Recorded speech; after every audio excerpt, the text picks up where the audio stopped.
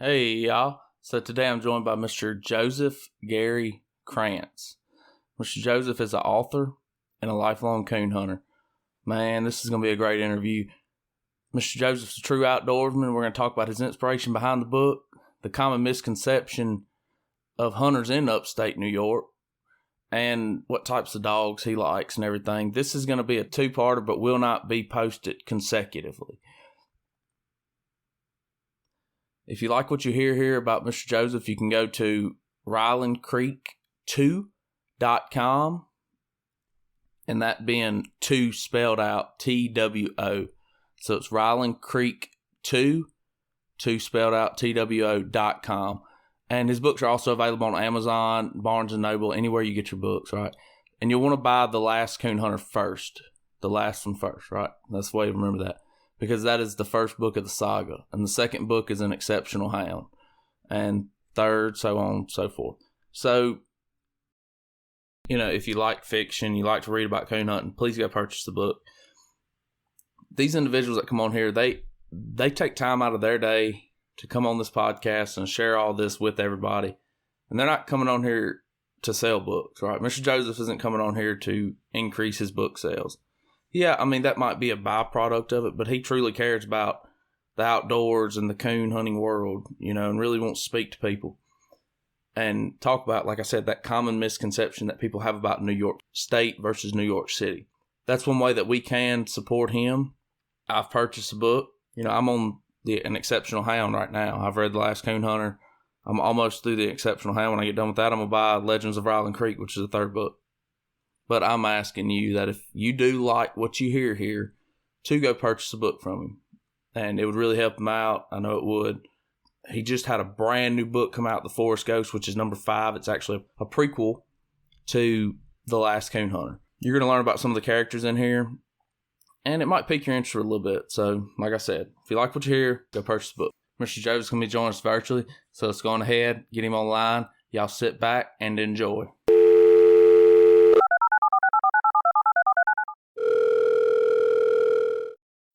Hey, Mr. Joseph, how's it going, buddy? Oh, pretty good, sir. And you? Oh, I'm doing fantastic today. I'm happy to have you on here. I'm glad to be here. Yes, sir. I think this is going to be an outstanding interview. If you would, please tell the folks at home that are listening to this a little bit about yourself. Well, that's the question everybody asks and nobody wants to answer, right? But we'll do our best at it. I was born and raised here in upstate New York, and I would go into the military and serve the Department of Defense for just about 30 years, and over 20 of it in uniform.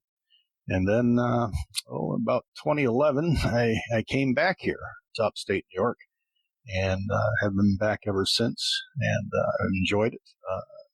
Good to be home again. They say you can't go home again. I'm here to tell you can. so I did that. I was the son of a New York State forest ranger.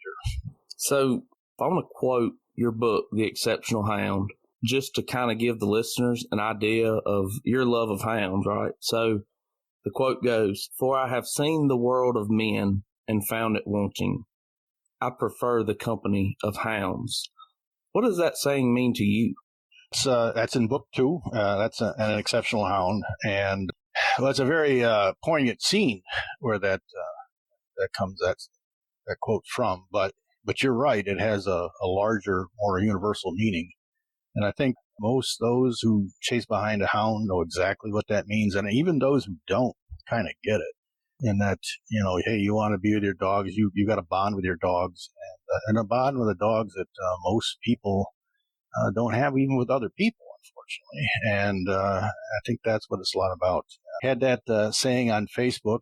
I got of the things I had like 40,000 likes. I did have one person one time say, "Well, that just means you can't get along with people." I said, "Well, you might be right." He's talking about the character.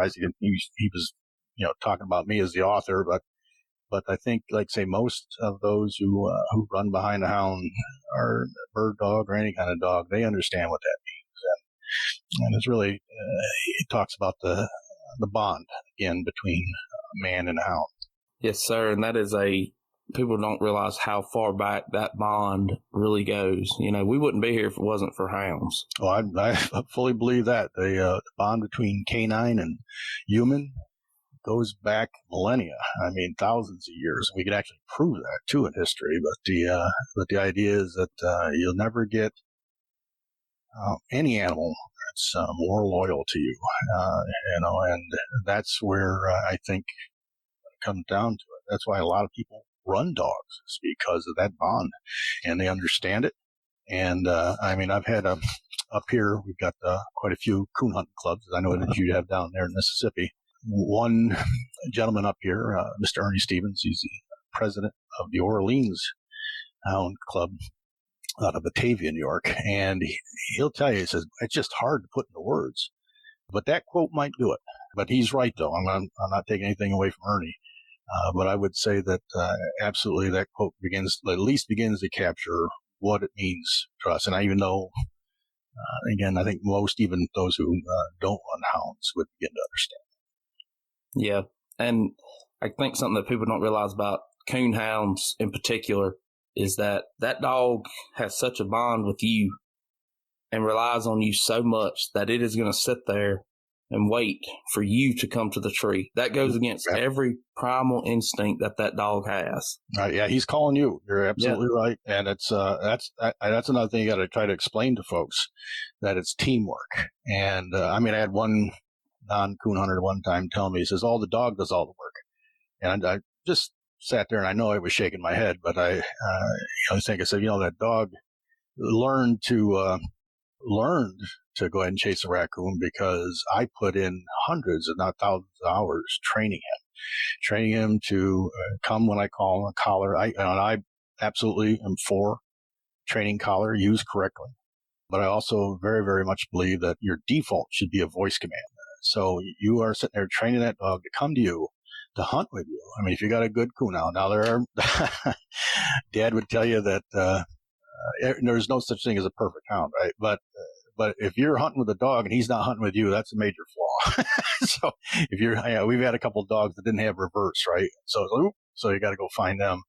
But most of the time, and how we actually judge a dog is if that dog's hunting with you. And so, back here, especially in these mountains, and especially before the time of GPS units, you wanted that hound to check in every so often. And if he didn't check in, you knew he was treed somewhere. You might not be able to hear him. And that's where you have to begin. You have to know the land, you have to know the dog, and you have to know how the raccoon run. And that's all part of coon hunting. My dad likes to say that you're going to learn 80% of everything you need to know about coon hunting in the first 4 years of hunting pretty hard with a hound. He said you'll spend the next 50 years learning the other 20%, and if you ever get there, that is. So it's definitely things. Again, a lesson learned is you want a hound that hunts with you, and again, that's back to what we're talking about, is that bond that is created between you and that hound. And then, by the way, every dog is individual too. I can't really do a cookie cutter approach with a hound. You really have to get into that hound's head and to get him to respond to you. And you've got to understand it, and he'll understand it. It'll happen. You're absolutely right about that. So what is your inspiration for the Ryland Creek Saga of books? When I began writing the Ryland Creek Saga, one of the things I was aiming to do, I got to kind of reach back into the military again. Because one of the first things you do in the military is when you go to a new assignment is, everybody asks where you're from. And the first time I was asked that in basic training, I said, I'm from Painted Post. And of course, everybody starts, everybody in the room's looking at you. You're in the Air Force, they call him a TI, technical instructor. And he's looking like you made that up. I said, no, you got 3 pages in the phone book, and Dad's in there twice. Part of my goal is to, obviously it's to talk about, again, that bond we were talking about between dog and hound, but also to show that upstate New York is actually quite wild. We've got a lot of forest here, a lot of farmland. The way to think of it is and I did some stats for you because when you sent me the questions, I said, well, let me go ahead and do a little research for you. So New York State has about 54,000 square miles. To give you a comparison, down there in Mississippi, you've got about 48,000. And we have about 43% of the population living inside of 33 square miles called New York City. And that's what everybody thinks, though, when you say you're from New York. And they think they're talking about the city, and they don't understand there's so much more up here. We've got the Adirondack Mountains, we got the Catskill Mountains, we got the Allegheny Plateau. So, I mean, actually it's Tug Hill Plateau and the Alleghenies to the west of here. So there's all kinds of woodland, state land, and it's really a hunter's paradise up here. And so that was part of the reason that I wrote the books, was to tell them, yep, there really is a painted post. And my goodness, there is a lot of forest up here in this part of the state. Yeah, and I had that misconception too. I think everybody does, especially in the South. I mean, but then I kind of started thinking about it, and I was like, if you go right below where he lives, it's Pennsylvania. Yep. What do I think about Pennsylvania? I think about hunting, outdoors. I don't think of Pennsylvania necessarily as a metropolitan state. No, Pennsylvania is still pretty rugged. I mean, it's got a lot of rivers and a lot of canyons. Mm-hmm. In fact, the Grand Canyon of the East is not far from here in Pennsylvania. So, yeah, and you're not far from Pennsylvania at all, and that's what I want people to kind of realize. Picture in your mind. Just from what I've talked to you about, I can tell that we're not much different, right? We both grew up in the country. That was a huge misconception that I had even when I picked up your books to read it. I said, oh, man, this is about New York, I mean, oh, my God, But I have really enjoyed the series, the saga, and I'm, working my way through them, and it is a great saga, and I recommend it to everyone. I mean, anyone who loves to read, I recommend your book. So, thank you. And I read somewhere on your page, the Ryland Creek page, where someone said that your books aren't as much about coon hunting as they are about people who coon hunt. What does that mean to you? Well, that is on my website, and you're exactly right. And that came from not only was it a non-hunter, that was an anti-hunter, and I don't think she was rationalizing, because clearly the books detail going out and chasing a raccoon. I mean, they all do. And, but she's also right. And that, there's a certain grit in the coon hunter. And I think, some have had a couple of local folks here say, well, you guys are the modern mountain men and mountain women. We've got just as many women up here chasing raccoons as do men, I think. And, I would tell you that I think that's true. And how do you capture that grit in words? And that was part of it. And I did appreciate her quote there and describing the books. It is true. It is a lot about the relationships between the people, as well as between the dogs and people, and the land. At one point, the land painted post, as you know, one of the catchphrases throughout the series is, well, it was painted post after all, and it is a lot about the land. And I think there's again a bond with any coon hunter in any place, not just painted post, that they understand that. They understand the woods. They understand where they're going. We got plenty of swamps up here too, by the way. We don't have we don't necessarily have alligators in them like down there, water moccasins like you do, but we do have a lot of swamps, and I've been up to my chest more than one time going after a dog in a swamp. So, and of course we got the cliffs and everything else, and we got it all here. So it's most certainly a beautiful place.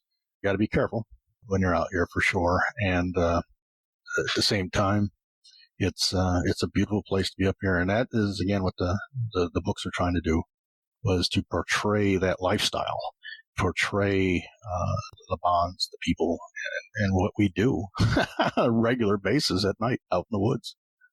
Yeah. And your books do a great job of that and painting that picture.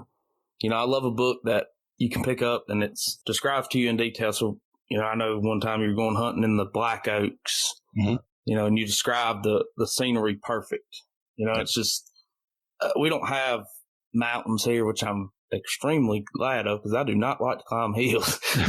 But to me, when you talk about coon hunting in the mountains, it brings back memories of not memories, but thoughts of an old style of coon hunting back when the frontier days almost. That's kind of what it brings to my mind. Oh, yeah. I mean, the terrain is often, we discuss that often in the books, or I say I do, I guess, but the books discuss the terrain that they're hunting in all the time.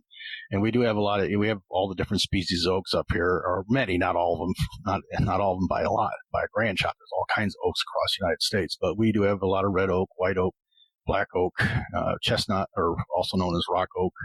They're all acorn producers, and what a lot of people don't know, I'm actually writing an article now for my newsletter, is that raccoon love acorn. And a lot of people don't know that. It's like, no, when they're out of the soft feed, when they're out of the berries, when they're out of the corn and the cornfields, they go back into the forest. Well, it's the oaks that they go back to most of the time, unless you got a bad acorn crop that year. And then you end up, you'll find the raccoon in the hemlocks, which is a conifer pine trees up here. They eat the seeds of the cones, and if they can't get to the acorn. So, but yeah, that's all part of knowing the land, knowing the animal, knowing the conditions of that particular season.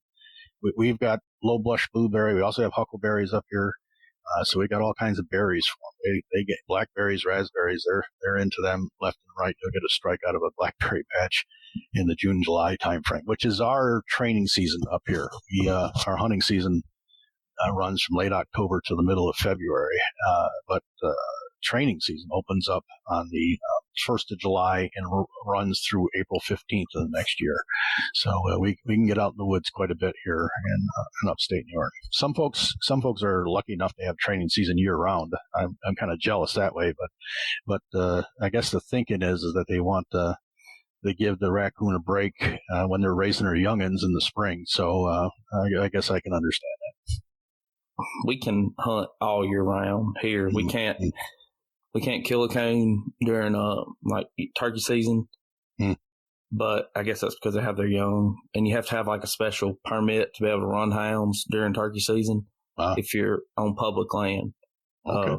But private land you can, and we can take coons, which I hardly ever even do that. Really, I mean the hides aren't worth anything down here for sure. Yeah, we actually have one of our. If you ever see a map of the quality of the hides in North America, well, every map is a little bit different, but they had the A region in the one map I was looking at, and that was the best hides, and that A region dips down into New York in this area. So we get the cold that allows the hides to get prime. The best, it's the best fur to get. So, but I'm like you, the hides ain't worth nothing now. So, we go out, we're one and done. I do tan all the hides I get. And, I told my wife I'm going to make a blanket out of them one day. She has informed me I'll be sleeping underneath it alone. but Dad set a rule 15 years ago, never to take more than one raccoon out of a tree if you tree more than one. And we obey that rule. But yeah, a lot of times we're one and done. I mean, I've been back at the house at 8:30 already having a cup of coffee because we're done. Now, there are nights when you go deep, and on the way back, you'll tree a couple more. I mean, so you're treeing more, but whether I take them or not, that's a whole other story. And it's very rarely that I ever take more than one raccoon a night anymore. So I just like running them, chasing them, run them up a tree, look at them. I mean, sometimes we call it annoying season down here because all we're doing is annoying the raccoon, but, yeah, but yeah, like I said, if it's the hides aren't worth nothing, then I just run them and go from there. Yeah, and I think that's a huge misconception within the coon hunting world too. Is that people think it's a blood sport. I mean, look at all these competitions. You can't even kill a coon in a competition hunt. No, you can't. That right there. You make a really good point. Is all the competitions out there? They never take a raccoon. All they do is tree it and go. And that's the hounds are trained to do that. So they know I put it up, I tree. Boss comes to the tree, and then he calls me off. My command to call the dogs off the tree is den tree, and I just say den tree, and when I turn around and they're out looking for another one. That's again how you train a dog, but they're so used to that command. They know they did a good job. I pet them up, say, "Hey, good job. You done a good job. I'm looking right at the raccoon. Good boy." And then den tree, and we're off to find another one. So like I say, we're a lot of times if I'm one and done, especially if I'm way deep on the way back, you're more than likely going to strike one or two more before you're all said and done. So, and there are nights when I have a certain loop in mind when I want to run. You might tree a raccoon right off the bat. You still want to do the loop. So you're going to tree more than one raccoon in that night. But so I don't want to tell you that I'm out of the woods because the dog barked once and I'm done. No, that's not the case necessarily, but yeah, that's how we do it up here, or at least how I'm doing it. Most of the hunters up here are pretty much that way too, especially the competition hunters. They're just out there running them up and getting their points. Yeah. So, I mean, and preserving that resource that we have, Exactly. I mean, you kind of alluded to it there earlier, is that really the houndsman or the hunter has got to be just as much a conservationist as any other person on the planet, because they understand they got to take care of the land, got to take care of the animals and the game. So I can't remember who said it. Oh, he said it, but he said it right. He says he was talking to some anti-hunters, and he said, "You folks worry about the individual." He says, "I worry about the entire species as the hunter." And that was very well said. Oh, I wish I remember who it was. I can see his face. I can't remember his name, but that was a great quote. And he's exactly right. We want to make sure that the raccoon, in our case, we're talking about, is going to be there for generations after us. So we are just as much a conservationist as anybody else on the planet. We want to make sure that the game is always going to be there for not just us, for those who follow. Yeah, and I feel like the hunting community as a whole, on the average, are more conservation minded than any other groups, to be completely honest with you, or at least that's where I believe we have common ground with other people. Yeah, I would definitely not refute that. I would say that, yeah, we are very much concerned about the hunting lands and the game on them. So, yeah, I absolutely agree with that. Let's talk about coon hunting in upstate New York. You kind of talked about it a little bit there. Could you go in more detail about it? Maybe tell me, the amount of coon hunters in your area, if y'all have dealt with the loss of land, that a lot of people deal with. Oh, yeah. So really starting about 30 or 40 years ago, a lot of people began posting their land. And you should have always asked the landowner anyway, if you're going to go on it. If you're going to go on their land, you got to get the common courtesy that, hey, I'm going to be out there. And a lot of farmers then and still now will invite you on there if you start a relationship with them. So you have to cultivate, your hounds, if you will. You also have to cultivate the relationship with the landowners. We do have a lot of state game lands up here. I mean, tens of thousands of acres in a single spot. That is, we kind of laugh because, hard to get a coon hound to clean out less than 1,000 acres. So you want to have, some land that you can get out there and go. And we do, I'm fortunate in upstate New York that we have these large tracts of land that we can go on. But a lot of folks who grew up here, they've grown up, such as the ones out in the farmlands, the woods, they know the farmers. The farmers are most of them are more than happy to have you come on there. Again, as long as you tell them what's going on, because they're going to tell you, hey, I got cows in that field, or I got sheep here, and I got sheep farmers up here as well. So usually with your sheep farmer, to be honest with you, they're not going to probably want your dog in there. But unless you tell them there and they got them all corralled for the night or something like that. But the bottom line is that, it is an issue. I'm not saying it isn't, but we're also kind of blessed in this state to have so much state game land to which to go on. And you can, they're pretty well managed and a lot of good habitat for raccoon and other game as well. So how's the coon population in that area? Well, that's an excellent question, because when I was a youngin', back in the late 70s, the raccoon was so high a population that the state of New York almost put them on the varmint list, which would have meant 365 days a year. I mean, they would not have a hunting season on it. But what happened was that the price of hides in the late 70s spiked through the roof. And so then you had a lot of people out there hunting and controlling the population and keeping it down. What hurt us more, and it was never the hunters that really put a serious dent in the raccoon population, but around 1990, we had rabies go through this part of New York. We were, they were watching, the state was watching. It was coming up 50 miles a year up to Susquehanna and the Tioga, which are the rivers in Pennsylvania flowing into New York. And they were watching it, and it hit that. Mother Nature, much more than any hunter ever did, wiped out the raccoon population for some time. They are slowly rebounding now. Now, the problem with rabies is that if the population begins to rebound, but the rabies comes back again. So it's a very difficult thing to deal with. But I would say now, 30 years later, that we are seeing the coon populations get to a more healthier level. Now, ironically, last year population was way up, and the reason for that is because of COVID-19. And what I mean that I'm saying is that nobody was out driving, and so you didn't see all these raccoon that were hit on the road. They were living because there was less of the traffic out there. So yeah, there was a lot of raccoon last year. And by the way, that population, even though people are starting to drive again, and I'm starting to see a lot of dead raccoon on the road. But I still think the population's up. I'm catching them on the game cameras and everything else. So I'm very hopeful that the season turns out good. By the way, we talked about acorns earlier. Last year was a horrendous season for us. I mean, there were hardly any acorns. I mean, it was bad. So right off the bat, I knew we were going to be in the hemlocks. In fact, my hound, Seth, he ended up, I think except for one, every one of the raccoon he treated was in either a hemlock or a white pine. The raccoon were in there eating the cones, as that's all they had to eat once they got out in the woods, once the cornfields were cut. So, I guess that's all really part of it. You gotta know the land, but it's definitely a good place to come up here and hunt and get out there and run your dogs. Yeah, it sounds like it for sure. And, I've always been told my whole life, as far as if you let your coon population get too high in a certain area, that they will eventually die off from something. Yeah, they can get there's all kinds of different contagions. Distemper is a big one down south. Yeah. Well, I say that I saw a young raccoon, kitten coon, clearly with distemper in Ohio, and I also saw one that I was in the Air Force at the time, and they were sending me all over the place. I was down at Robins Air Force Base, Georgia. It was the same summer, although hundreds, if not thousands of miles away, and a raccoon went in front of me and clearly had distemper.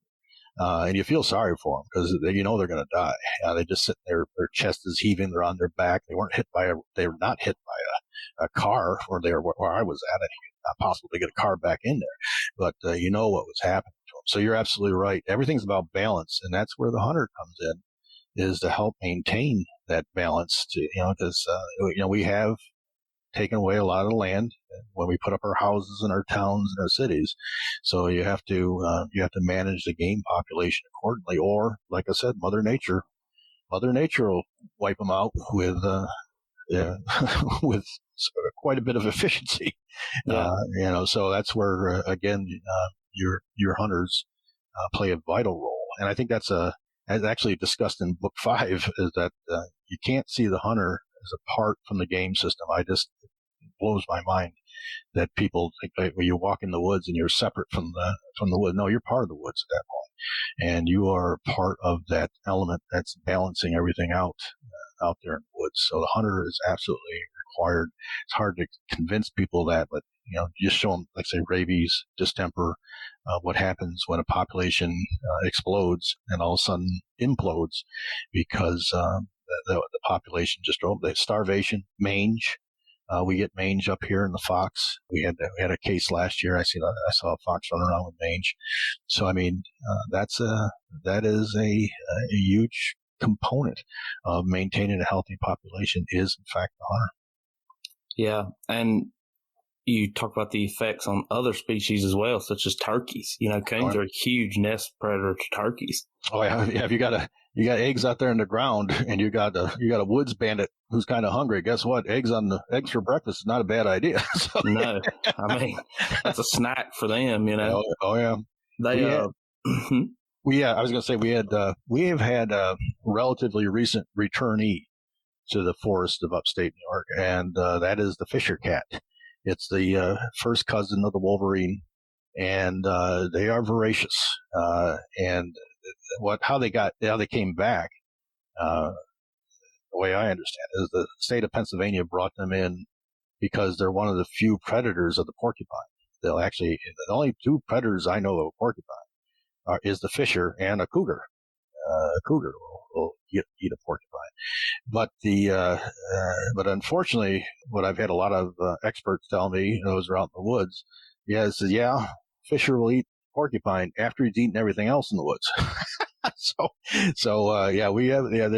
They finally opened up a season on them in this part of New York State, a trapping season on fisher.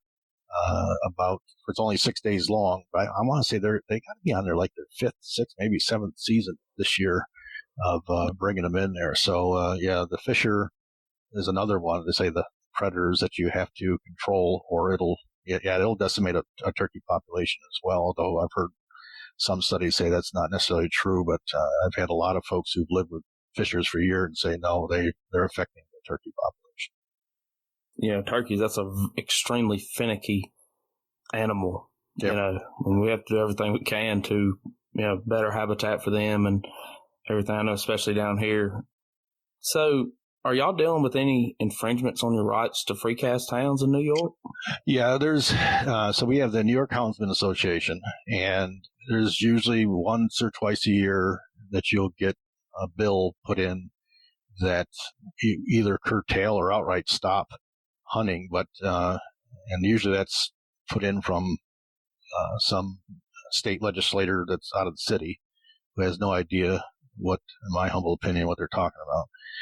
And but they monitored it. It's never really come to the floor for a vote, although they've tried numerous times. So it's it's always like there's this specter on the horizon that you're worried about, that they're going to curtail that. But at this point, as we're speaking today, yes, you can still run hounds and up here in the great state of New York. And I mean, I would hope, at least from the person on the outside looking in, that large rural area outside of the 33 square miles where everybody lives would be able to come together if something like that was to happen. I just from me on the outside looking in, I would hope. We thank you for that viewpoint because that's the same thing that we've got some people who are very concerned. They monitor that. Our senators and New York State senators and New York State assemblymen in this area who grew up in that area, usually they're very supportive of the sportsmen because they know the lifestyle we live here and they know who we are. You get somebody who is in New York City and has never even seen a coon hound. Well, it's kind of hard for them to relate. I think, so you mentioned earlier the perception, and that's, back to the books. Hopefully that begins to erase some of that perception of who we are, what the land and the game mean to us. But you're right. I'm not saying that there's not elements out there that would love, if they could, to go ahead and stop all hunting with hounds. But like I said, at this point, we seem to be holding our own. Tell me more about the hound that you hunt now and the type, style of dog that you personally like.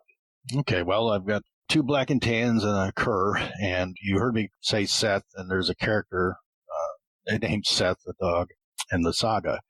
For the record, the character Seth was written before the real Seth was born. But the strangest thing that's happened is that the real Seth has become the character Seth, and that's where I go back and say, well, it is painted pose, so I don't know what to tell you, but he has become an outstanding hound. The style of dog I like, I tell people I've turned them into old man dogs. And what I mean by that is they have a tendency to hunt close, all right? But that's what I wanted. So Seth, he comes from the Cameron Hounds. His mother was the Cameron Hounds, famous mountain lion and bear dogs out west, Del Cameron's breeding. And, he's definitely got, the reputation of that line was they're extremely intelligent hounds. And he is. I mean, he's uncanny as far as just an intelligent dog. He's easy to train. Dad said he spoiled me because he was so easy to train. I like the way he hunts. He's full open. He does switch over on the tree to a chop bark. Beautiful locate. In fact, I tell people, I think that dog just likes to hear himself bark. He's got a locate ball that just goes on for I swear it goes on for 30 seconds sometimes, but that's exaggerating. But he does have a beautiful locate. I know when I hear that, I said, he's going to come down on that tree right there. If I was your age, I wouldn't mind if that dog was over the next hill, over the next mountain. I would just, climb up there. To me, they pretty much, when they get about 500 yards and he's not struck anything, he'll come back and check in. I've had him literally because he knows the areas we hunt so much, and we'll come to a fork in the road, or a fork in the trail, I should say, and he'll actually wait for me at that fork and just say, because sometimes we go to the left and sometimes we go to the right. Well, he hasn't struck anything yet. He wants to see which way I'm going. He's actually literally waited for me. And then once I start going down one fork or the other, then he'll run ahead of me, and he's outside my headlamp beam again. So again, but that's you're back to that bond. Right? You and that dog are hunting as a team, and he is just he knows I'm going to go get him. I will tell you a mistake I made last year. I don't think you can't still make mistakes. I don't care how long you've been out. But he treed one, and I was already 900 yards from the truck. I hunt alone, by the way. And it was snow and ice. And so I got back in there, and I got back to a part of the creek where I looked down. I said, holy moly. I said, I'm going to need a rope to get down and an elevator to get up. But by the way the crow flies, he was probably only 80 yards away. But by the way you had to travel, he was over 200 yards away because it was so steep down there. And I thought to myself, I said, well, I could either go upstream or I couldn't see downstream where the gully ended. I said, so I thought, well, if I go upstream, maybe 200 yards and come back. But instead, I said, I'm going to call him off. In fact, we'd already had a raccoon. That's the one and done thing, but he struck another one. And I recalled him. And that messed him up for a while because he knew he had the raccoon, and I kind of broke the contract. He said, I treat the raccoon. You've always come, but you didn't come that time. So that messed him up for a couple of weeks. I seen that in his head. It's like, what am I supposed to be doing again? Lesson learned. You have that contract, if you will, with your hound, and you got to honor your end. And I felt I messed up. I did him wrong that night, and that was my fault, not the dog's fault. In fact, there's usually on any given night, if there's any mistakes made, it's 90% of them are on me. So I don't blame the dog. I blame myself for either taking them where I know the raccoon or taking them too early, and I know the raccoon aren't running yet. It's just different things you learn about your dogs and how you watch them grow as they do too. They grow just like a kid. You watch them learn better. You got this young dog Bandit right now, don't you? Yes, sir. That's the dog that I'm hunting right now. Yeah, he's a walker hound. Yes, sir. Yes, Seth his mother was a blue tick and his father was a black and tan. He came out a cur. Well, which is from that line. Now Del Cameron's line were all blue ticks, but half of the litter was black and tan, and the other half was cur, no blue ticks. And it was just okay. We're looking at it. We know what happened. That's what made us do the research into his bloodline. I said, "Wow, what happened here?" And when I say that is because when we got his mother, we got her out of Missouri, and they told us she might be pregnant. Oh, really? Because they bred her, but they didn't think she was such a big hound. Her name was Maggie, and as a blue tick hound, a female, she went 100 pounds. She was huge, biggest female we ever had. And she was just this huge hound. And in fact, I brought a friend of ours who's in his 80s, and he looked at her. He says, "That's a female?" I said, "Yeah, that's a female." But as it is, she was pregnant, and she had it. I was telling Dad, my dad can't walk anymore, but when he can't get out. And I take care of the hounds every day. And I said, "Dad, she's lactating." And he goes, "Oh, it's just a false pregnancy." Then I got a call at work, and he said, his mom went out there and counted. Said, "Yeah, we got 7 pups." So, okay. And that was where Seth, the real Seth, was born, was out of that. So little story behind the story, if you will. But I would tell you that in the original, as I said, the original character, Seth, in the first book, The Last Coon Hunter, was a walker hound. And my mother said before the book went to publishing, says, "You got to change it back." When Seth was just a pup, she says, "You got to change character Seth to a black cur." And I said, "Okay, always listen to your mother." So and the rest is history. And I've never regretted that because I get to use Seth on the covers now. So that worked out real well. So, and when you're talking about a cur, people don't get it confused. You're not talking about like a mountain cur. You're talking about kind of a mixed dog. Yeah, exactly. Turned out black. Yeah, because I was going to ask you that because I was like, man, in the book, the King of Hounds, he's a cur. Yep. Or what I thought of as a cur, and it makes sense now when you talk about he's an X-bred dog, because when you're talking about a cur in the book, I was thinking a mountain cur. Yeah. And And now with Dale Cameron's line, did you actually read his book? Yes. Yep. Yes, I have. Yeah, Call the Hounds. And you want to talk about just a man who just tough grit. I mean, out there in the Rocky Mountains by himself, way back in chasing mountain lions, grizzlies on occasion. But if you read it, though, he originally started coon hunting back in Ohio. That's where he started from. And then he went out west. but just a incredible man. He died just a couple of years ago. He was just a legend in everything else, and he created a strain of hounds that, it's still continuing to this day, even though he's gone. But he was just a tough hunter out there in the Rocky Mountains.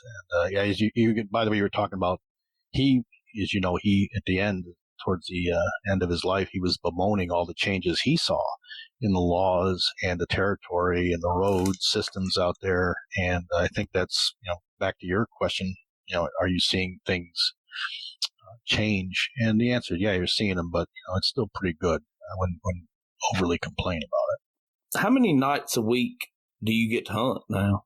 Well, normally I'd like to get out 3 times a week because I'm rotating the different hounds. The old hound Buck, he's getting up there in age, but he can still tree a coon. And I got another dog, Boone. He's a black and tan. He's got a lot of learning yet to do. And he did show me something a couple nights ago, last week. He showed me something that I said, okay, he's going to make it. But I think I really got to put a lot of one-on-one time in him, where he gets used to going out there and running his own track. He'll, if you will, he gets a little lazy. He'll let the other dog, either Seth or Buck, do all the heavy lifting.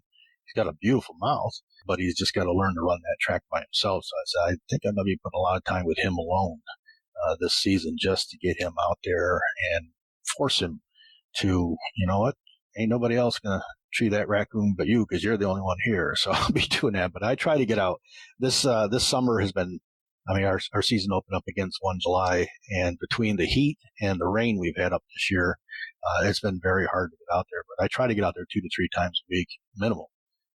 During the hunting season, when it kicks off those first 3 weeks, we'll probably hunt every night. Rotating the dogs so they get the rest. But we get out there, and you do that because after that you had deer season hit, and we do not like running the dogs at night, just in the off chance. I've never had to leave a hound in the woods in the last 15 years. I'll take that back. We did lose one sheep, and we had the GPS. In this mountain, it just effectively malfunctioned. I went to where the GPS was, and she wasn't there. And according to the GPS, I was standing on top of her. We did find her a couple days later, treeing a squirrel. Guy called us, "Hey, you've got your dog out here. She's treeing a squirrel." I said, "Okay." So that was that's maybe 10, 12 years ago now. Time flies. But again, of course, during deer season, you don't want to have your dog out there with a bunch of deer hunters. May not appreciate your dog running around them. So we kind of, first week or 2 of deer season, we have very long deer seasons up here. We go ahead and kind of cut them back. After Thanksgiving, most of the deer hunters who were out there who were hunting have already filled their tags, and then we feel a little bit more comfortable. But I still keep them close hold, and I would never leave the woods without that dog. I would, I don't care if the sun come up, I'd be still looking for that hound, during deer, especially during. And GPS collars have really changed that for us. It's made it safer for the hounds. Right? Oh, yeah. Again, when I was a kid, we didn't have the GPS units. I was out there with a 2-cell flashlight. You learned to go ahead and turn that flashlight off, or you'd be walking in the dark before it was all over. But the GPS units, to me, I would not go out there without them now, because it does add that extra sense of security. How far the dog away, if the dog is barking or not. If you can't hear them, because especially in these mountains, that can happen. The GPS is going to point you in the right direction. You can look at the terrain between you and them. If you don't know it, you should know the terrain, but the distance and everything else. So the GPS unit has been a godsend in many ways for the coon hunter, to make sure they can control that hound and know where that hound is at all times. Well, most of the time, as I said, sometimes the technology fails you. Yeah, you're right. And especially where you're at. If you get in mountains and stuff, I know that it can be a little flaky. Yeah, we get, I call satellite bounce, and that's just my term.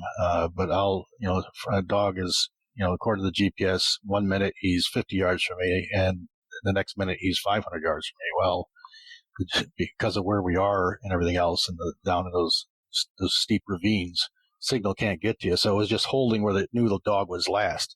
And then you come out and see that dog's 500 yards. That's a little bit of a shock to you sometimes. Yeah. That dog couldn't have got there, couldn't cover that distance that short a period of time. But that happens, and you just got to be prepared for that. Are the places in your book that you write about Nathan hunting? For those who don't know, Nathan is the main character in the first 3 books. Well, Nathan is he's in Last Coon Hunter. He's in An Exceptional Hound. So I'd say the first 2 books, he's one of the primary characters. It's a family saga, so it's hard to say who's the main character. Yeah. I get that all the time as well. Is it Jacob? is it Nathan? But the places that Nathan hunts.